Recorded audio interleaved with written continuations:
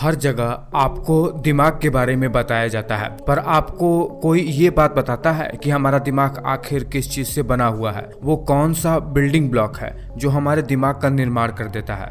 देखिए, ये जानना केवल आपके नॉलेज बढ़ाने के लिए नहीं है, बल्कि ये जानकर आप दिमाग में होने वाले तरह तरह की वो बीमारियां जिनको अभी तक सॉल्व नहीं किया जा सका है, उनको भी समझ सकते हो। देखिए, ये है न्यूरॉन, हमारे दिमाग का बिल्डिंग ब्लॉक जो हमारे दिमाग का निर्माण करता है। आई एम श्योर ये बात तो आप लोगों को जरूर पता होगा। ये न्यूरॉन क्या करता है, इलेक्ट्रोकेमिकल प्रोसेस के थ्रू इम्पल्सेस को कैरी करके हमें कोई भी चीज सेंस करने में मदद करता है, या फिर हम जो कोई भी मोटर एक्शन कर पाते हैं, चल पाते हैं, बोल पाते हैं, या कोई भी काम कर पाते हैं, वो सब इन्हीं न्यूरॉन की वजह से ही संभव हो पाता है। देखिए, ये है न्यूरॉन की सेल बॉडी। जैसे नॉर्मल सेल होते हैं, इसमें भी सेल मेम्ब्रेन होता है, माइटोकॉन्ड्रिया होता है, गोल्जी अपॉरेटस जैसी चीजें होती हैं। ये सब चीजें इन न्यूरॉन के सेल बॉडी में भी पाई जाती हैं, क्योंकि न्यूरॉन भी नॉर्मल सेल की तरह ही होता है। बस अंतर ये है कि इस न्यूरॉन के सेल बॉडी पर कुछ डेंड्राइट्स निकले हुए होते हैं। ये डेंड्राइट्स बहुत ही इंपॉर्टेंट होते हैं। ये क्या करते हैं, जो दूसरी एडजेसेंट न्यूरॉन है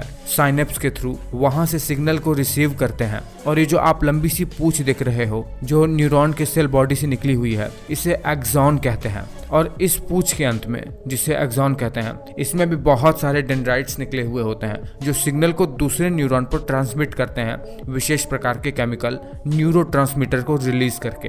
अब देखिए, ये जो एक्सॉन है, ये जो पूंछ निकली हुई है न्यूरॉन के सेल बॉडी से, ये दो प्रकार की हो सकती है। एक वो जो बहुत ही सिंपल सी हो, जिसके ऊपर किसी भी प्रकार का कोई लेयर ना हो, जिसे नॉन माइलिनेटेड एक्सॉन कहते हैं। और दूसरा वो माइलिनेटेड एक्सॉन, जिसमें क्या होता है, एक्सॉन के ऊपर प्रोटीन और फैट की लेयर चढ़ी हुई होती है, जो कि बिल्कुल कुशन की तरह काम करता है न्यूरॉन के एक्सॉन के लिए। ये लेयर बिल्कुल भी कॉन्टिन्यूअस नहीं होती है एक्सॉन के ऊपर, बल्कि कुछ कुछ जगह पर ये ब्रेक हो जाती है। जैसा अभी आप अपने स्क्रीन पर देख पा रहे हो, न्यूरॉन के एक्सॉन पर कुछ विशेष प्रकार के सेल होते हैं जो न्यूरॉन को पोषण देते हैं और जो न्यूरॉन को ऑक्सीजन प्रोवाइड कराते हैं। वही ये फैट और प्रोटीन की लेयर न्यूरॉन के एक्सॉन पर चढ़ाते हैं, जिसकी वजह से न्यूरॉन अपने आसपास के न्यूरॉन के प्रति इंसुलेटेड रहता है। साथ ही साथ ये न्यूरॉन को सपोर्ट भी करता है। इसके वजह से न्यूरॉन में इलेक्ट्रिक इंपल्सेस बहुत ही तेजी से कंडक्ट होने लगते हैं। बीच बीच में आप ये जो नोड देख रहे हैं ना, इसे नोड ऑफ वैन कहते हैं। इसी की वजह से न्यूरॉन में कंडक्शन बहुत ही तेज होने लगता है। इसलिए ये उन जगह पर पाए जाते हैं जहां पर इलेक्ट्रिक इंपल्सेस को